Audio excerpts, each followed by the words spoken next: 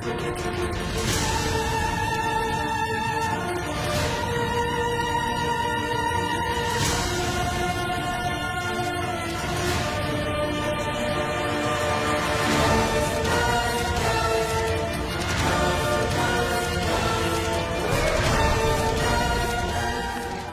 na tayo para makakain na tayo. Lord, pagpalain mo po ang pagkain na aming kakainin. Amen. Hello people! Anong ginagawa ninyo dito? This is our table. Kilala mo ba kung sino kami? Anong ibig sabihin na lamesa niyo to? Kahit naman sino pwede umupo dito. Hindi mo ba alam kung sino kami? Si Bree ay anak ng school director. At ako si Yuri, anak ng isa sa pinakamayamang investors ng eskwelahang ito. At ako naman si Bailey, ang apo ng isa sa may-ari ng eskwelahang ito. Kaya, watch your mouth if I were you. So what are you waiting for? Get lost. Lumipat na lang tayo ng lamesa, Bree. Mas nauna sila sa atin. Shut up, Katie. Halika na, Zach. Sa iba na lang tayo kumain. Sino ang mga losers na iyon, Bailey? Ngayon ko lang sila nakita. Narinig ko na bagong transfer student sila dito. Kambal sila. Zach at Zoe ang pangalan nila. Ang weird ng pangalan. Zoe, parang soya milk.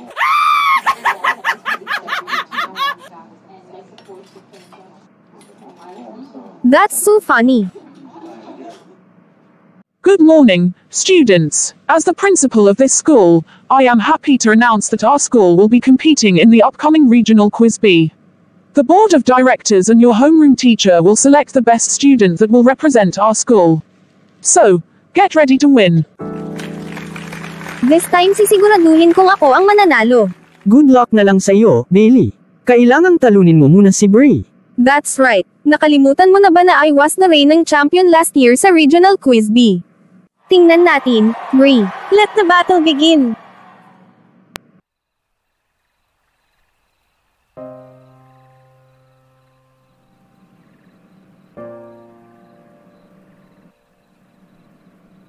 Good afternoon, class. Let's talk about the quantum theory. Who can tell me about it? Anybody? Yuri.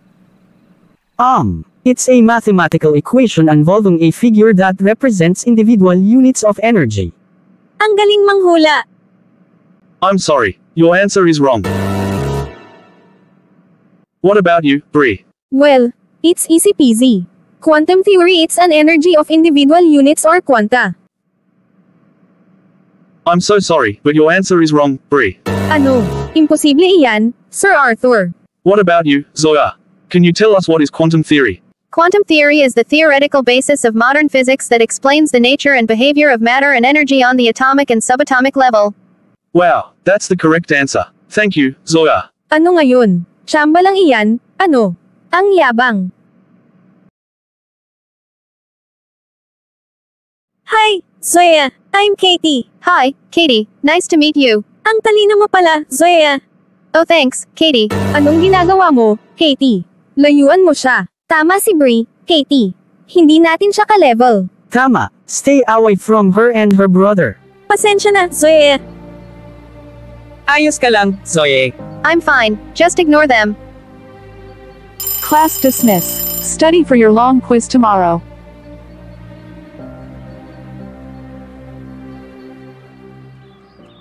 Hey, kids, kumain na ba kayo? Bakit ang lungkot ng mga mukha ninyo? May nangyari ba? Yung mga rich kids sa bagong school namin ay pinapahirapan kami, Dad. Mga bullies sila, Ma'am. Talaga, I'm so sorry to hear that. Mga anak, alam ko na mahirap na iwasan ng mga taong katulad nila. Kailangang ipakita natin sa kanila ang pag-ibig ng Diyos. Oh, Ma'am. Alam kong sasabihin mo yan. Well, tama ang mom ninyo, kids. Kailangang pagliwanagin natin ang ating ilaw upang ang mga tao na nasa dilim ay makakita ng liwanag. Tama ka, Dad.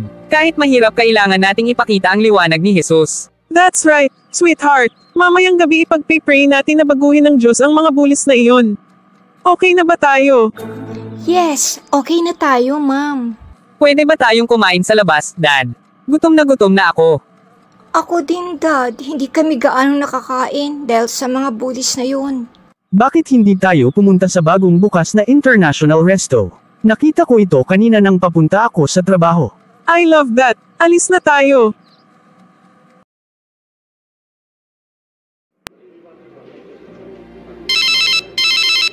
Come on, Dad. Sagutin mo naman ang phone mo. Excuse me, miss. Ikaw ba si Katie Bronner? Yes, ako nga. Tumawag ang dad mo si Mr. Mitchell. At pinapasabi niya sa inyo na hindi siya makakarating ngayong gabi. Pero binayaran na niya ang pagkain mo. Thank you, sir. Excuse me, lulutuin ko na ang pagkain mo. Good evening, sir. Welcome to International Buffet. Ako nga pala si Bruce, your server. I need a table for 4. Dito, sir. Nakakagutom ang amoy ng pagkain, Mom. Tell me about it. Doon tayo umupo. Dad, kaklase ko yun, si Katie. Katie, okay ka lang ba? Bakit ka umiiyak? Hindi dumating ang dad ko. Kakain sana kami ng dinner ngayong gabi. Kinalulungkot kong marinig yan, Katie. Kung gusto mo, pwede kang sumama sa amin. Kumain ka na kasama ng pamilya ko. Sigurado ka ba dyan, Zoya? Oo naman, ipapakilala kita kay Mom at kay Dad. Salamat sa kabutihan mo, Zoya. No worries. Tsaka ayokong makita kang kumakain ng mag-isa. Halika na. Huwag kang malulungkot, Katie. Andito kami para sa'yo.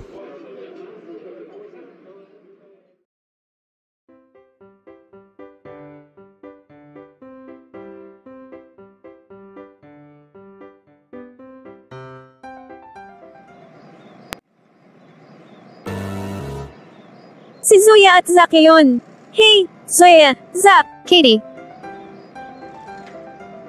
Pwede ba akong sumabay sa inyo papuntang school? sure, why not? Pwede, the more the merrier. Nakakatuwa ka talaga, Zack. Let's go.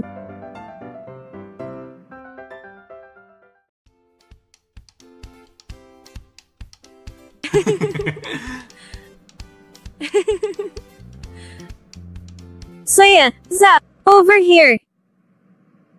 Seryoso ka, Katie? Bakit tinatawag mo ang mga losers na iyan dito? Mga kaibigan ko sila, Yuri. Kaibiganin mo ang pa ako. Fine, umarte kang parang baliw. At hindi kita sisabayan sa pagkain. Fine. Anong pake ko? Magagalit sa iyo sina Brie at Bailey kapag nakita kanilang sumasama sa mga losers na iyan. Wala akong pakialam kung ano ang iisipin nila. I'm out of here.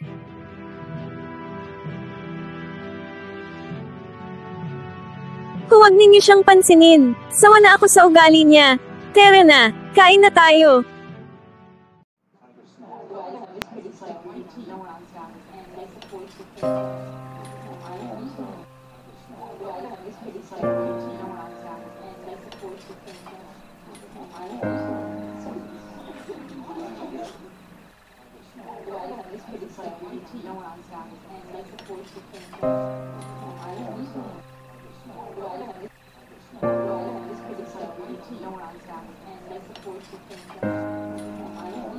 Anong tinitingin mo, loser?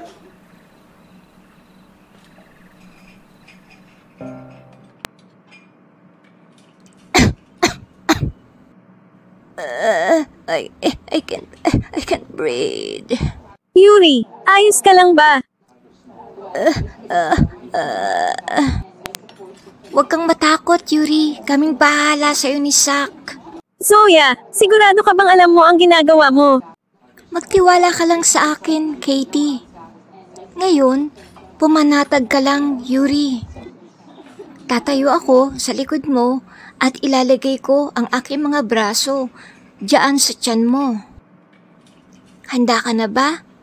Here we go. 1, 2, 3. Maraming salamat sa iyo, Zoya. Akala ko kanina mamamatay na ako. Nagagalak akong makatulong sa'yo, Yuri. Saan mo natutunan ang mga ito? Doktor ang dad namin, Katie. Tinrain niya kami ni Zack para matuto ng first aid, para matulungan namin siya sa kanyang medical mission. Ano, doktor ang dad ninyo? Akala ko mga taong palaboy lang kayo. Bakit mo naman nasabi iyan? Iyan ang sabi sa amin ni Brie at Bailey. Anong kalokohan ang ginagawa ninyo dito? At bakit ninyo kasama ang mga basurang ito? Mali ang iniisip mo, Bailey. I don't care. Let's go, guys.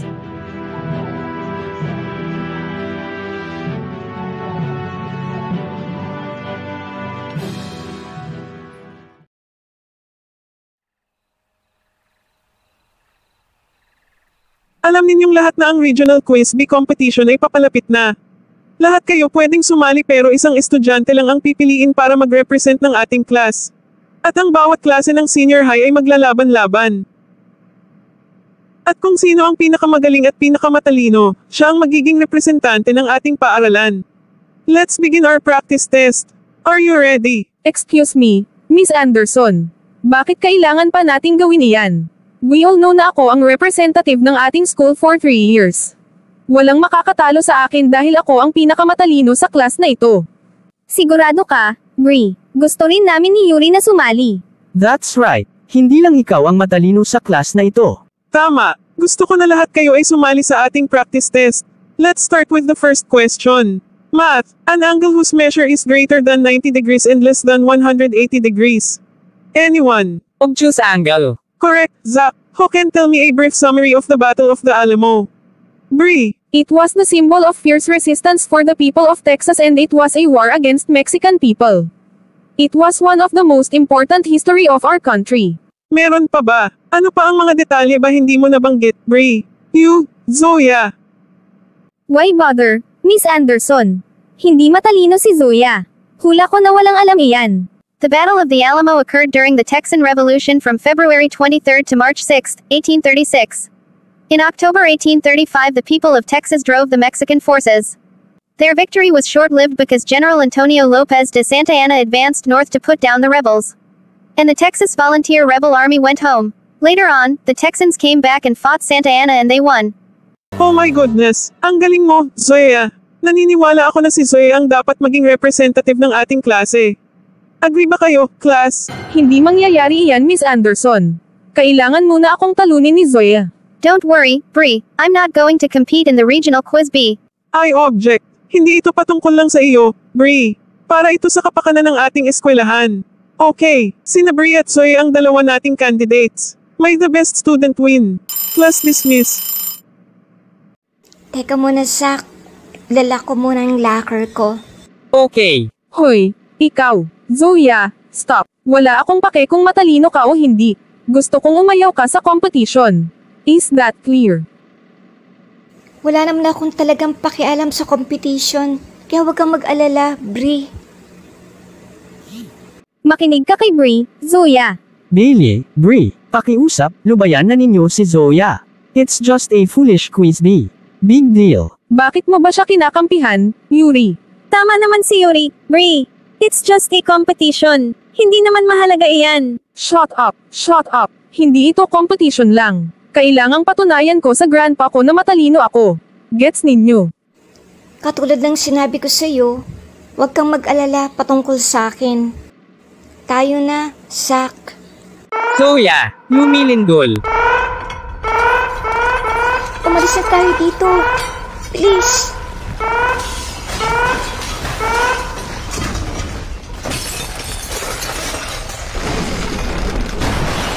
Oh, Diyos ko. Umuuga ang school natin. Natatakot ako, Bailey. Nakakatakot. Anong gagawin natin?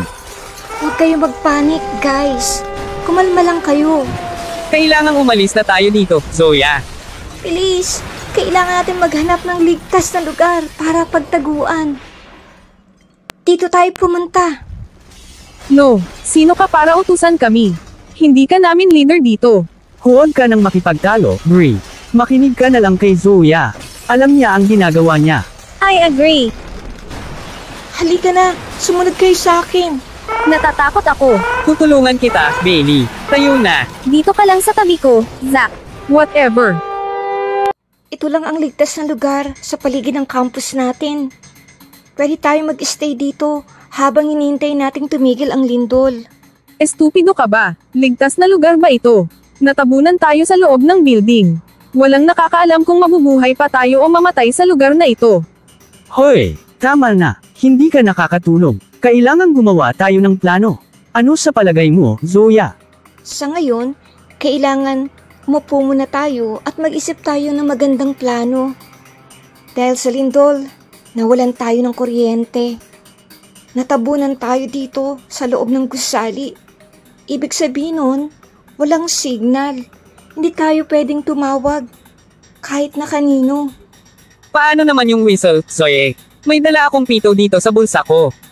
Good job, Zach. Maari nating gamitin to para sa mga tao, mahanap nila tayo.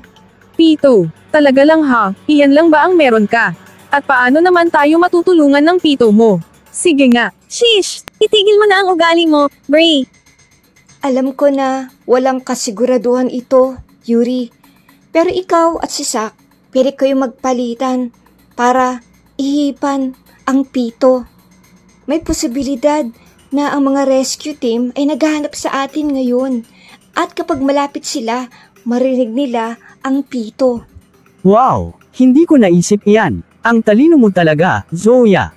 Paano ka nakaisip ng ganyang kagandang ideya? You see, ang dad namin ay isang doktor. Nagboboluntaryo siya palagi para sa medical mission sa buong mundo. Sinanay niya kaming dalawa ni Zach para matutunan namin ang ganitong mga simple survival skills para in case na emergency na katulad nito, alam namin kung anong gagawin. Ha, doktor ang dad ninyo. Pero bakit hindi ninyo sinabi sa amin? Pinalaki kami ng aming mga magulang na maging mapagpakumbaba at mabuti sa lahat ng oras. Zach, tulungan mo ako. I'm busy. I'm having an anxiety attack. Nahihirapan akong huminga. Kumalma ka lang. Humawak ka sa akin.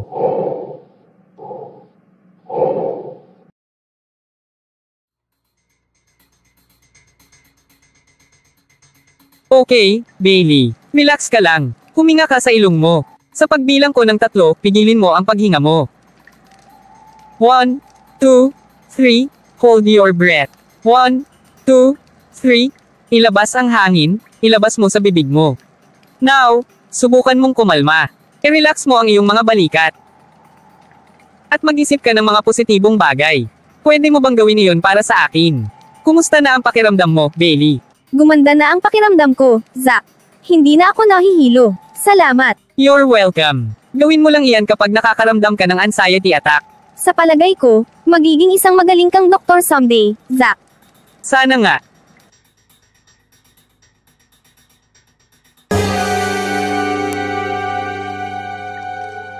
Brie, ayos ka lang. Anong nangyayari sa'yo? Sobrang sakit ng ulo ko, parang sasabog, dahil sa matinding gutom. Wala akong dalang pagkain, Brie. Teka lang, meron akong snack sa backpack ko. Hanapin ko lang. Nakita ko na. Ito, sa iyo na ito, Brie. Thank you, Zach.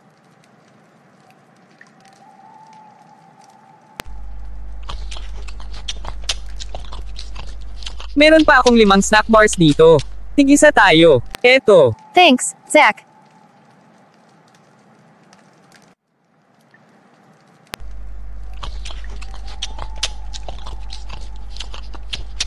Gutom na ako.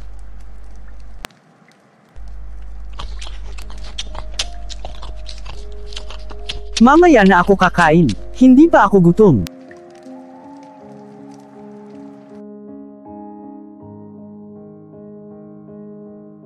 Mahigit 6 na oras na ang nakalipas. Hanggang ngayon, hindi pa nahahanap ng rescue team ang ating mga anak at ang kanilang mga kaklase. Kailangang maging matatag tayo, honey. Ginagawa ng mga rescue team ang lahat para mahanap ang mga bata.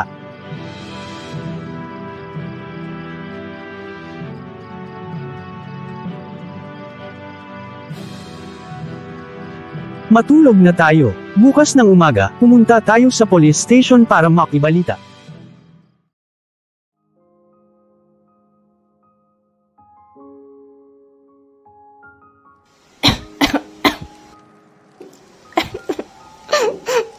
Hanggang kailan ba tayo magtatagal dito?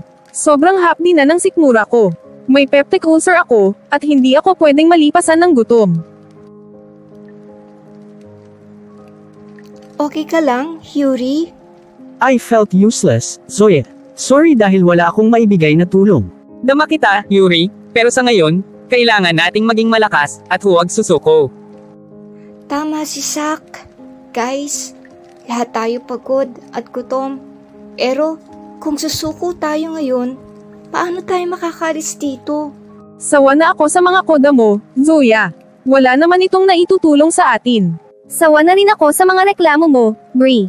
Wala kang ginawa kundi ang magreklamo at atakihin si Zoya. Sige nga, ikaw ang maging leader namin. Sabihin mo sa amin kung paano tayo makakalabas dito. Grabe! Well, naghihintay kami sa suhesyon mo, Bree. Ano? That's what I thought. So, kung wala ka namang magagawa, then shut up.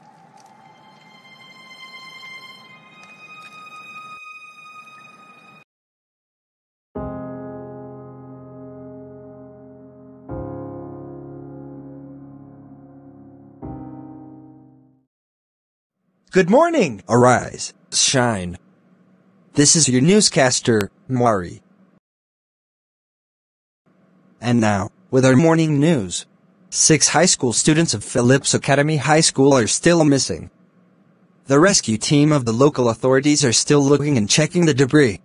They are reassuring the parents that they will do the necessary steps to find the missing students. Stay tuned for the local weather. Kailangan nating maging matatag, honey. Hindi pababayaan ng Diyos ang ating mga anak.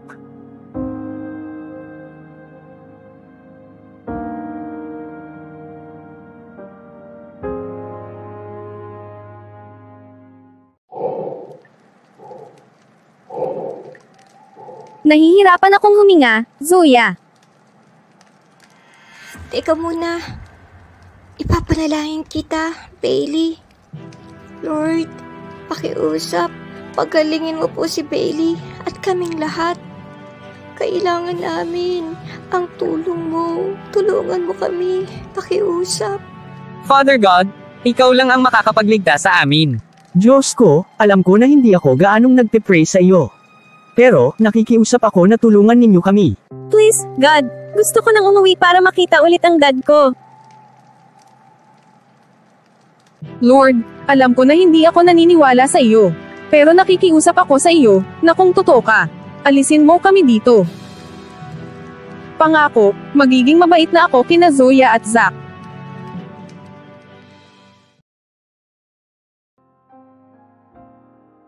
Hello? May tao ba dito? Tingnan mo sa banda doon. Hello? May tao ba dito? May nakita ka bang kakaiba? Wala naman. Subukan natin sa kabilang sulok.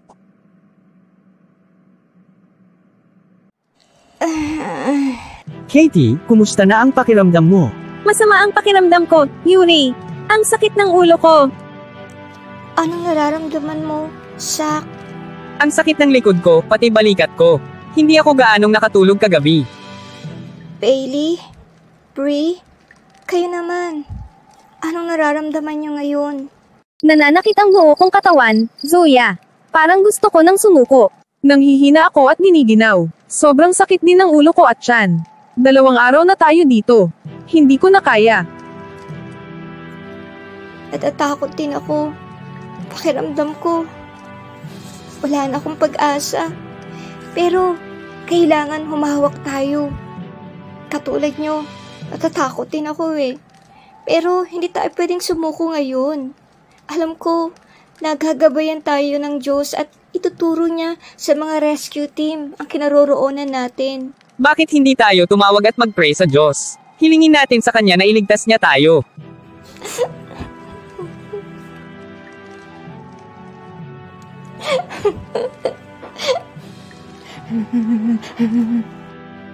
Father God, pakiusap, tulungan mo kami. Pangunahan mo ang rescue team at ipakita mo sa kanila kung nasaan kami. Paligiran mo po kami ng iyong bakod na pader. Iligtas mo po kami, Lord. In Jesus' name. Amen. Sandali lang. Narinig niyo ba yun? Mga rescue team iyon. Guys, ibig sabihin nandito lang sila sa paligid. Zack, bilis. Hipan mo ang whistle. Thank you, Lord, sa pagtugon mo sa aming panalangin. Teka lang, May naririnig akong tunog. Bilis. Banda doon. Oo nga, tunog ng pito. Sundan natin kung saan nanggagaling ang tunog. Halika na.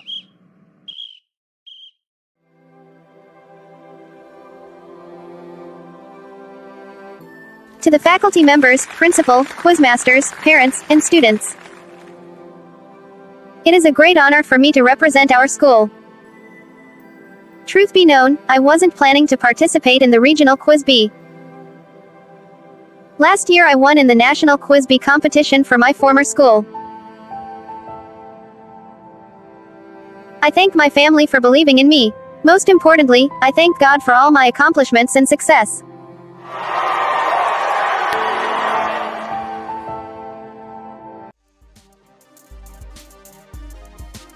Youth on the rock. Jesus is the rock. For young people and old alike. Please like, share, and subscribe to our channel.